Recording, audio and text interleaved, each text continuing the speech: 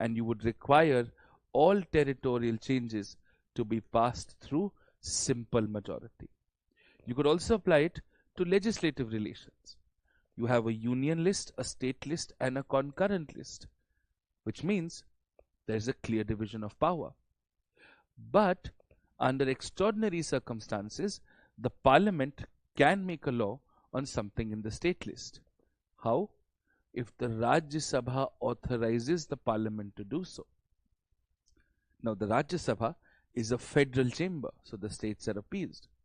But ultimately, both the Lok Sabha and the Rajya Sabha will have to pass that law. Some cases, the center or the parliament can directly pass a law on something in the state list if you are implementing an international agreement or an obligation of an international document. That's rule number 2, federal balance. Then you've got rule number 3 and rule number 4, separation of powers and checks and balances. Separation of powers and checks and balances are related to the 3 branches of government, the L, E and J, the 3 branches of state, the legislature, the executive and the judiciary. Now the legislature, executive and judiciary are to be treated separately and also interdependently at the same time. They are the centers of power. So separation of powers has 2 sub-concepts, inter and intra. Trying to keep the legislature, executive and judiciary separate because they are independent sources of power, and in our case, because we're a parliamentary democracy, correlated because of the legislature and the executive is cut out from the legislature. You still have to keep them separate because they perform 3 separate functions.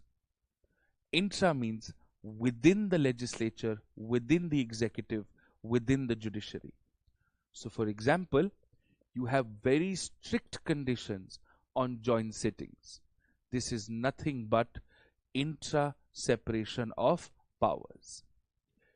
The conduct of a judge cannot be ordinarily discussed in the parliament.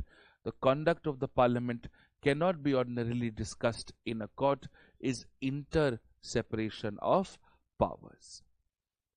So you have very clear-cut concepts that apply to separation of powers. And because they are the 3 highest sources of power, the only people who are capable of keeping a check on one another are the legislature, executive and judiciary. So therefore, you have inter checks and balances and intra checks and balances. The legislature, the executive and the judiciary keeping a check on one another is checks and balances, which is intra. The legislature, executive and the judiciary separate from one another is intra checks and balances. Take a few examples. For example, the power of the judiciary to review the laws made by the legislature is judicial review, is nothing but an instrument of checks and balances. Similarly, the legislature can pass, the Lok Sabha specifically, can pass a no confidence motion against the executive and could lead to the dismissal of the executive. This is also inter checks and balances. The Rajya Sabha has limited powers with respect to a money bill. It's an application of rule number 2 and intra checks and balances. The judgments of the Supreme Court are binding on the High Court is nothing but intra checks and balances. So you will see several concepts within the Constitution that will apply. Emergency, center-state relations, parliament, state legislatures, separation of powers, checks and balances, judicial review, territory, all of this will somewhere be centered around our 4 golden rules. And finally, the prelims tactics. These are again my creation and they'll help you get the questions right more than anything else. My first tactic is the gray area. If your prelims question says according to the Constitution, as per the Constitution, as defined in the Constitution, it must be in the Constitution in black and white. So there's a prelim statement that says, as per the Constitution, judicial review is the power of the court to review legislative action. Theoretically it is right, factually it is wrong, because there is no word called judicial review in the Constitution. The first tactic. Second, the devil's advocate. Argue the opposite. If the opposite seems to be right, then therefore the primary statement goes wrong. Now, how does this work? For example, liberty is the absence of tyranny. So this means as long as there is no tyranny, there is definitely liberty. So does that mean democratic governments don't have difficult laws? They do. The statement is incorrect. Third, the reality check. Correlate to the most basic practical real life scenarios. Foreigners have a right to property. If foreigners didn't have a right to property, how would you have foreign direct investment? How would you have people settling in, running their businesses and home in India who were not Indians? So therefore, the statement is right. The sibling rivalry. A lot of times you will see statement 1 and statement 2 to be opposite of each other.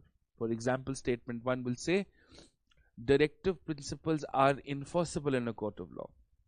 The second statement will say, directive principles are not enforceable in a court of law. Both can't be right. Only one out of the two can be right. You will find these simple contradictions, complicated contradictions within the statements itself. Read them like a passage. And speaking of a passage, my final tactic, the simpleton. The simpleton idea is, at the end of the day, law is just fancy English. It's legal CSAT, if you would indulge me. So for example, you get a statement that says, a state is a community of people having independence with an authority to govern them and therefore some amount of culture. Pick out the keywords. What we are referring to is state, we are referring to sovereignty, we are referring to territory, we are referring to culture. Is that the most appropriate definition? You must extract the keywords. And once you've extracted the keywords, what you have before you is the most shortened definition of state. So state generally means sovereign, government, territory, and people. If you find these 4 words simply extracted from the option, what you have is the right option. And these are my 5 prelims tactics. With this, we finish the first lecture and see you soon in the next lecture. Thank you for watching.